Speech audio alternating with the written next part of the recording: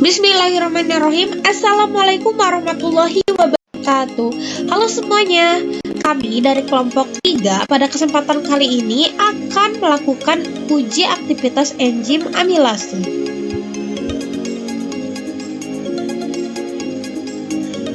Teman-teman, kelompok 3 beranggotakan 5 orang nih. Yang pertama ada Marlia dengan NIM 11920600055. Lalu ada Muhammad Ihsan dengan NIM 11920600057. Kemudian ada Nida Aulia dengan NIM 11920600067. Lalu ada Nur Azmi dengan NIM 11920600069. Dan yang terakhir ada Rani Suniarti dengan NIM 11920600079.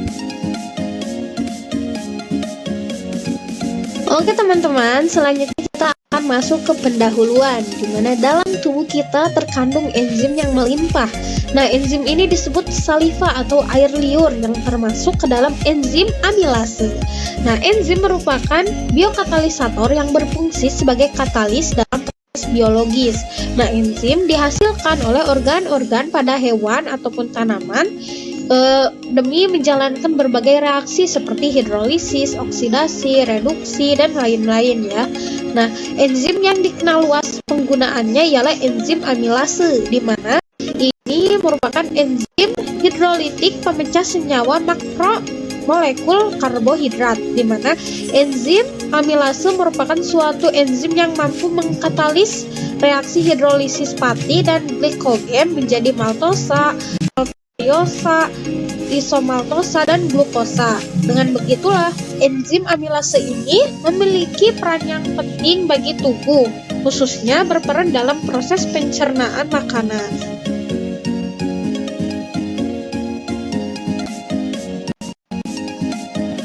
Untuk melakukan uji aktivitas amilase, terdapat alat dan bahan yang diperlukan. Yang pertama ada 3 buah gelas cangkir, kemudian ada mangkuk, lalu ada sendok, kemudian panci, lalu ada kompor, dan yang terakhir ada ulekan. Untuk bahan-bahannya ada saliva, air, es batu, nasi, dan betadin.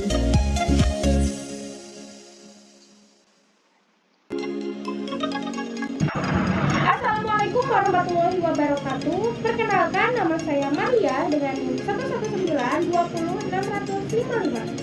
Hari ini saya akan melakukan uji aktivitas enzim amilase pada nasi dengan saliva. Nah teman-teman, berikut ini merupakan alat dan bahan yang perlu disiapkan ketika melakukan uji aktivitas amilase. Adapun langkah-langkah yang perlu kita lakukan. Pertama-tama kita haluskan dulu nasi.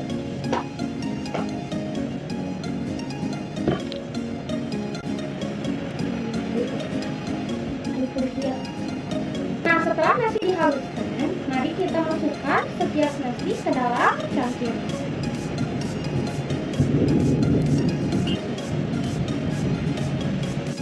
Kemudian kita tambahkan saliva ke dalam setiap cangkir. Lalu masing-masing cangkir kita beri tetesan iodin atau betadin.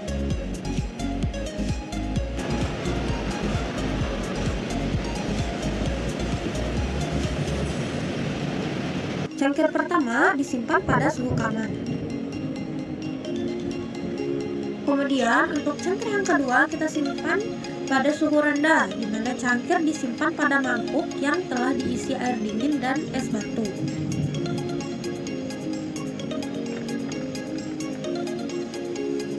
Nah, untuk cangkir yang ketiga kita akan menyimpannya di suhu yang tinggi, di mana cangkir akan disimpan pada panci yang berisi air mendidih.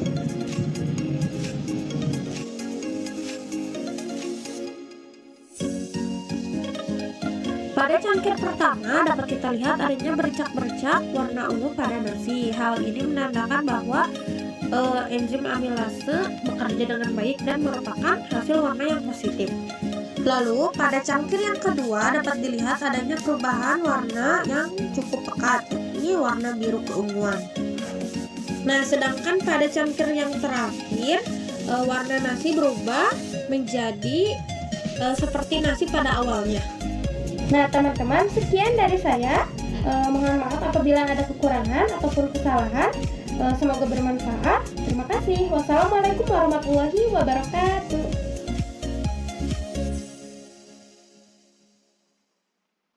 Assalamualaikum warahmatullahi wabarakatuh. Perkenalkan, nama saya Muhammad Ramendra dari Pendidikan Tinggi kelas 5 perwakilan kelompok 3. Sini saya akan melaksanakan praktikum aktivitas energi biasa pada pengenalan. Ada simak videonya. Alat dan bahan yang saya gunakan yaitu alat yang pertama adalah itu untuk menombok nasi dalam cangkir. Yang kedua ada sendok. Yang ketiga ada gelas sebagai media perubahan zat. Yang keempat ada panci berisi air, dan yang ketujuh ada cup berisi air saliva. Kemudian bahan yang digunakan adalah nasi, es batu, kemudian ada betadine, dan ada air liur. Langkah yang pertama adalah menghaluskan nasi di dalam mangkok kecil dengan alat menombok supaya nasi bisa dihaluskan dan nasi bisa dituangkan ke dalam gelas kaca yang akan digunakan sebagai media perubahan. Kemudian kita tetes betadine ke dalam nasi yang telah dihaluskan ke dalam gelas yang sudah tercampur liur. Lalu kita aduk sampai terjadi reaksi kimia.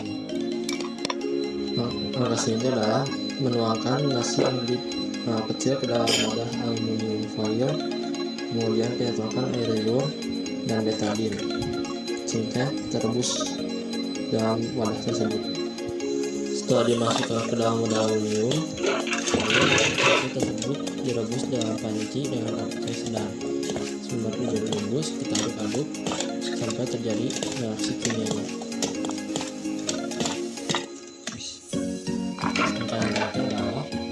Memasukkan gelas yang sudah dituangkan nasi dan betadine serta air liur ke dalam wadah yang berisi air dingin. Kemudian kita rendam, kita aduk, lalu kita lihat apakah ada perubahan reaksi atau tidak.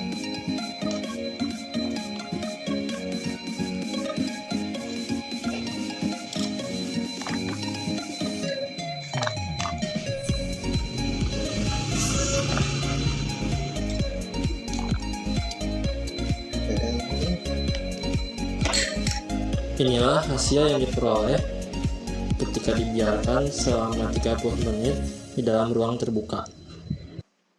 Hasil selanjutnya adalah sampel yang dibiarkan selama 30 menit di dalam rendaman air dingin. Sampel berikutnya adalah menunjukkan hasil yang telah direbus dengan air mendidih selama 30 menit.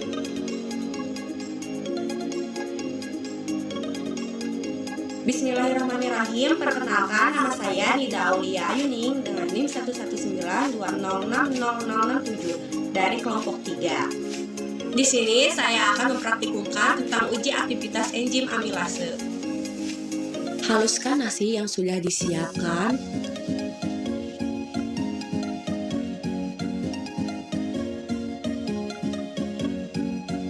Menjadi seperti ini. Masukkan nasi yang sudah dihaluskan ke dalam cangkir yang berbeda-beda.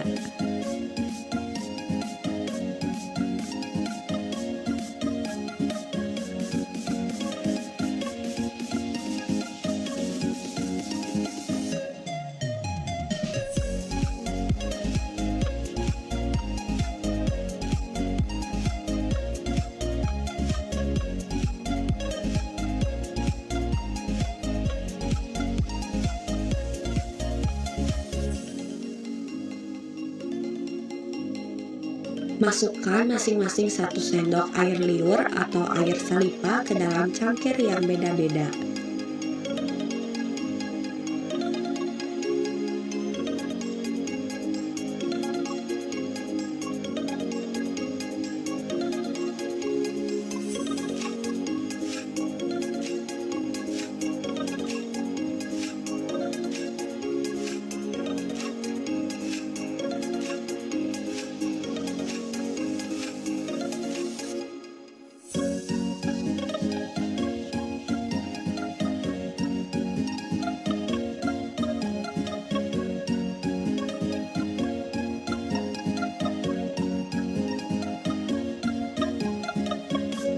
tumbuk es batu, kemudian simpan di wadah.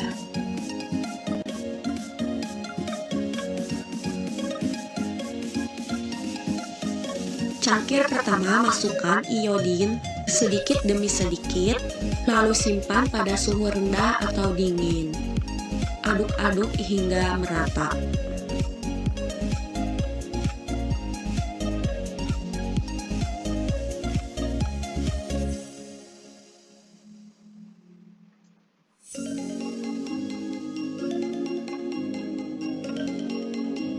Cangkir kedua, masukkan iodin sedikit demi sedikit, lalu simpan pada suhu ruang.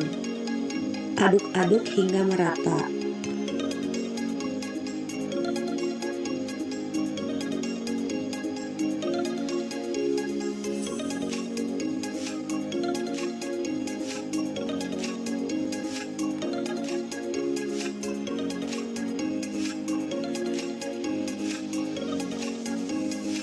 Yang ketiga, nyalakan kompor. Masukkan cangkir ketiga pada suhu panas, tambahkan sedikit iodin.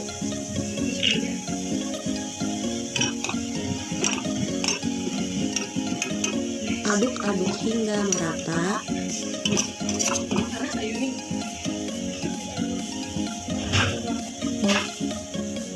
Lalu kita amati setiap cangkir perubahan apa yang akan terjadi selama 20 menit.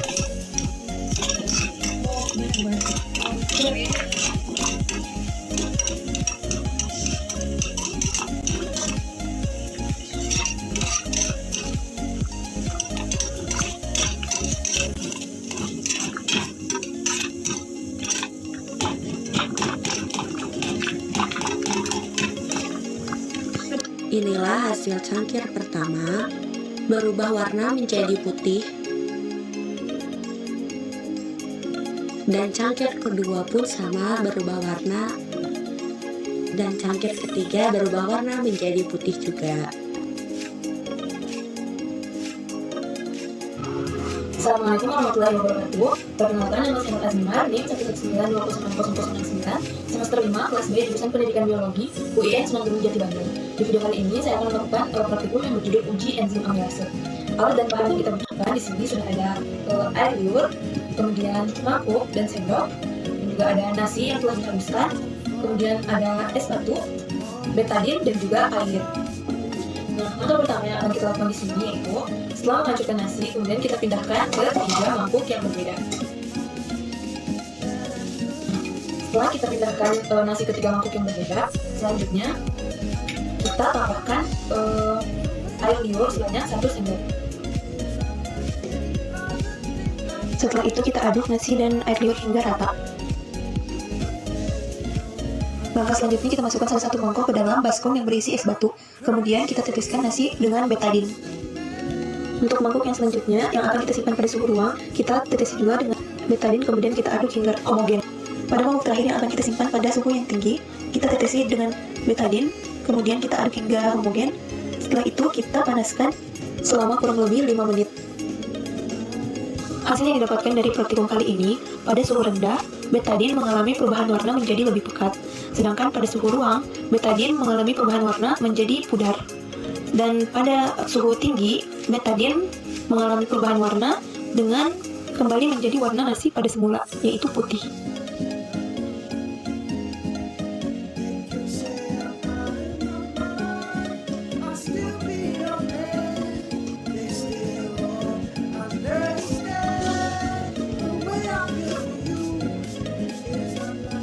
Sekian yang dapat saya sampaikan, kurang dan lebihnya mohon dimaafkan. Wassalamualaikum warahmatullahi wabarakatuh.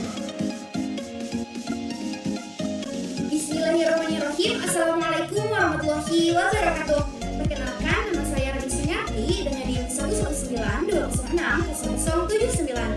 Di sini saya dari kelompok 3 akan melaksanakan praktikum mata kuliah biokimia dengan judul uji aktivitas enzim amilase. Adapun alat dan bahan yang saya gunakan pada praktikum kali ini ada gelas, mangkuk, sendok, panci, kemudian betadin, es batu, air liur, dan air. Oke, simak videonya sampai selesai ya. Oke teman-teman, setelah kita mempersiapkan alat dan bahan, langkah yang pertama kita lembutkan nasi yang sudah kita siapkan. Langkah yang kedua, masukkan 1 sendok nasi ke dalam masing-masing gelas yang sudah disiapkan. Langkah yang ketiga, masukkan 1 sendok air liur ke dalam masing-masing gelas. Langkah selanjutnya, kita letakkan gelas pertama pada suhu dingin, yakni diletakkan pada es batu. Setelah diletakkan pada es batu, kita tambahkan beberapa tetes iodin ke dalam nasi tersebut. Lalu kita aduk sampai merata dan lihat perubahan yang terjadi selanjutnya. Nah, untuk gelas yang kedua ini kita akan meletakkannya di suhu ruangan yang biasa. Nah, kita teteskan beberapa tetes iodin, lalu kita aduk sampai merata dan lihat perubahan selanjutnya. Nah, untuk gelas yang ketiga ini kita akan meletakkannya pada suhu yang tinggi, yakni suhu yang panas. Saya akan meletakkannya pada air yang panas. Di sini kita akan meletakkannya pada air yang panas. Kemudian kita beri iodin beberapa tetes ke dalam gelas tersebut dan kita tunggu reaksi yang terjadi. Nah, teman-teman, setelah masing-masing gelas kita diamkan selama 20 menit, kita lihat hasilnya. Ini adalah hasil pada gelas yang pertama, yakni pada suhu yang rendah atau pada air es. Nah, pada gelas pertama ini, warna iodin pada nasi menjadi lebih pekat dari sebelumnya. Sedangkan pada gelas yang kedua yang diletakkan pada suhu ruang, ternyata warna iodin pada nasi ini memudar dari sebelumnya ya teman-teman. Dan reaksi yang terakhir pada gelas yang ketiga ini yang diletakkan pada suhu yang panas, ternyata warna nasi yang diberi iodin ini kembali ke warna semula, yakni berwarna putih.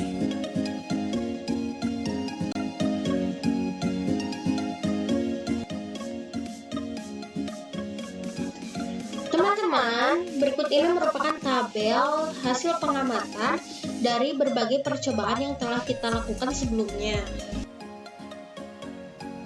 Teman-teman, setelah kita mendapatkan hasil berupa tabel yang tadi dapat kita lihat ya, mari kita bahas.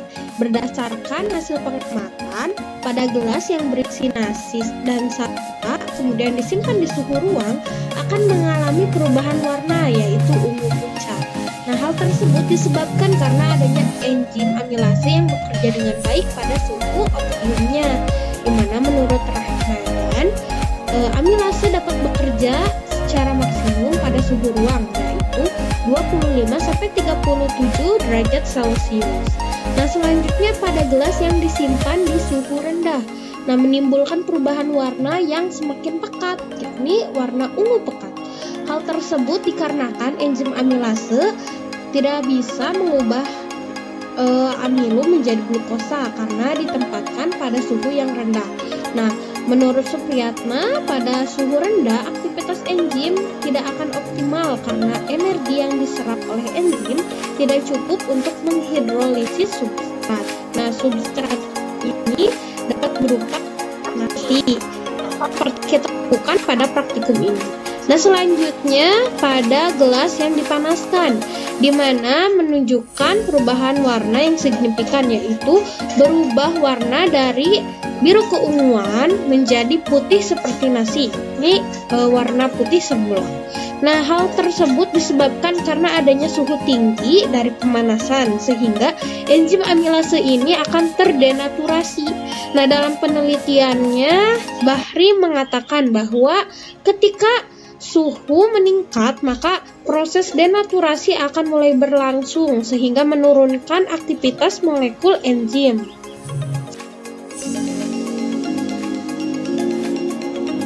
Nah, teman-teman, setelah kita melakukan berbagai percobaan, dapat diambil kesimpulan bahwa aktivitas enzim amilase ini sangat dipengaruhi oleh suhu.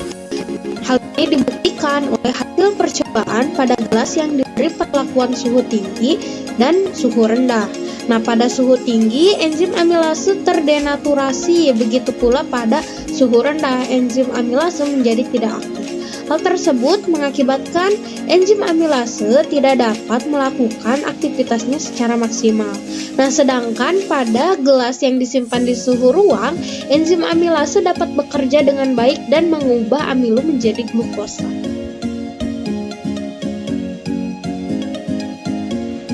Nah, teman-teman, sekian dari kelompok 3. Mohon maaf ya apabila banyak kesalahan ataupun kekurangan.